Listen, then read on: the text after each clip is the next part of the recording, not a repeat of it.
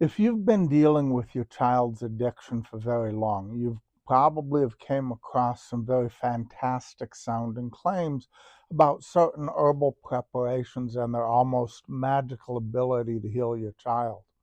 Maybe you've heard of some of these, such as Ibogaine, Ayahusca, peyote, magic mushrooms, several other herbal preparations. Can we talk about that this week?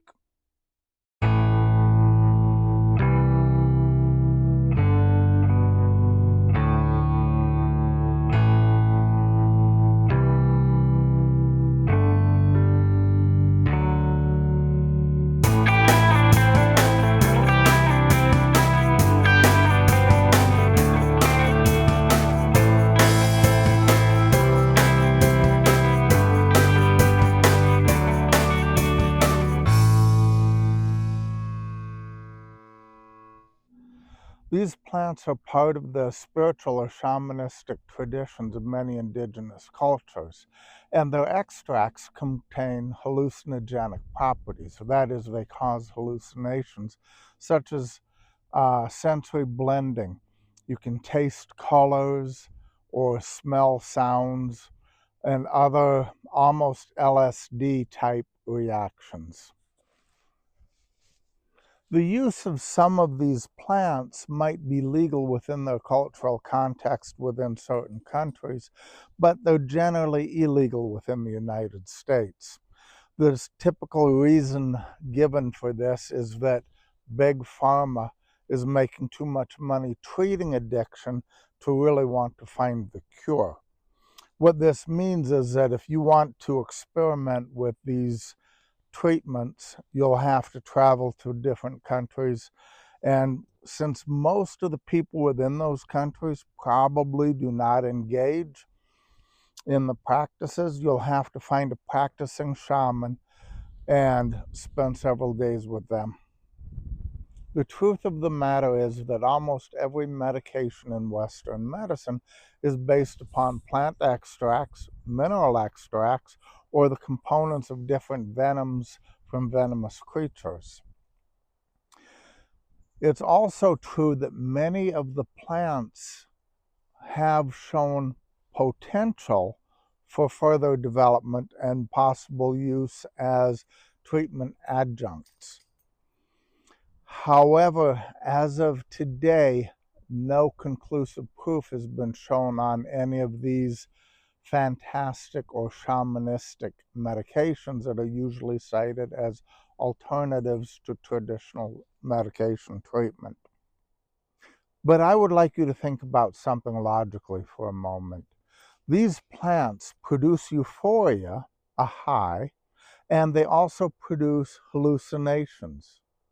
Given what we know about the attractiveness, the reward of doing drugs, we would then expect to see these plants or their compounds available on the streets of America as illegal street drugs. And in fact, we do. The active ingredient in Ayahusca is DMT. Maybe you've heard of Fantasia. The active ingredient in mescaline is peyote. We get LSD or lysergic acid from ergot. If this was true, if these plants had the ability to produce spontaneous healings, then we would also naturally expect to see the common street drug form produce those exact same spontaneous healings. We don't. What we normally see is that someone experiencing heroin addiction or meth addiction who then goes on to experiment with other drugs, including LSD, including Fantasia, including mescaline, just makes a problem worse. It doesn't cure them.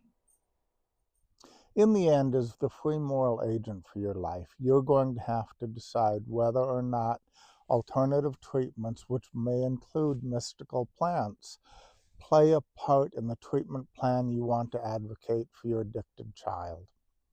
Just be aware that there are risks. Nothing's proven with this, but some do show potential. On the other hand, Many are physically addictive, many others are psychologically addictive. All of them carry with them significant risks, significant side effects, up to and including cardiac, heart, up to and including brain damage, up to and including death, as well as their own addictive properties.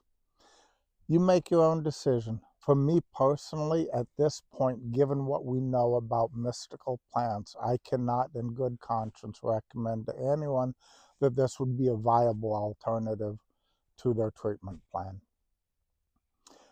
On a different topic, I'm trying to find out what I can do to give you, the YouTube viewer, a better experience. So if you have any comments, any suggestions that will help me to give a better viewing experience to you, to provide a more watchable video, please leave a comment for me so that I can take a look at it and consider whether or not it's something I can implement. Thank you. I hope you found this video helpful, and have a great day.